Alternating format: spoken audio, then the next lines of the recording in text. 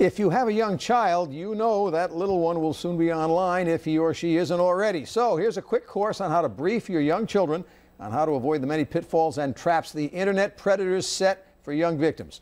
Our course instructor is Paula Fleming of the Better Business Bureau, and a lot of these suggestions have been the topic of news stories recently, so our audience may be familiar with some of them, but it does bear repeating it. And the first of these problems involves bullying and harassment. Yes, we hear bullying, in schools, but now it's taken to online and social media websites. We're encouraging parents to open that line of communication, talk with your child, and make sure they're aware that bullying and harassment can be prevalent online on these social sites. Now, another thing that you would say that we should talk to the young children about concerns something that they, I guess, originate themselves, posts they make themselves. Yes, most definitely. People don't realize, parents, children don't realize that once it goes online, it's online forever.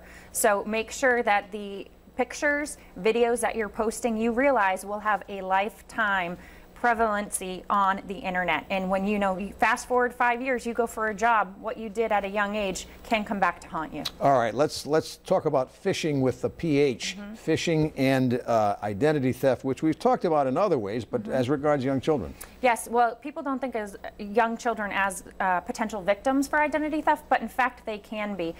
Simple questions asked online for address, social security number, do you have a bank account, any of these kind of phishing information, you don't want to give that out. Talk to your child, make sure they're very clear, date of birth, all of that should be kept between the family. Yeah, and I guess phone calls or online communications can even include something along the lines of inappropriate content. Most definitely.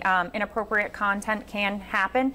Even the most diligent, I'm a parent myself, I often monitor, but sometimes the internet's smarter than me, and when they're playing games, you could be at a vacation, you can actually get information from one another and play these Minecraft games and other games. So you really want to be educated. If your child's playing or on these social sites, you want to know what's being put out there. The scariest part, of course, is that these young people can be victims of predators, stalking and the like. Yes, you never know who's on the other end. A lot of times we hear parents say, oh, it's just a friend, or it's a young child, but you never know who's on the other end of this communication. So again, educating your child is key, making sure you're aware of what they're going on to, whether it be social sites, which again for Facebook, it's the age 13 that they should be going on, if that's agreeable in your household, but for Facebook it is 13.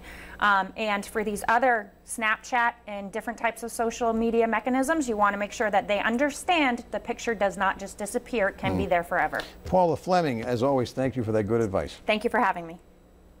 And BBB.org is the Better Business Bureau website where you can get lots of good information about scams that are out there, online telephone scams, and lots of other good advice about unscrupulous business practices all throughout southern New England. Our final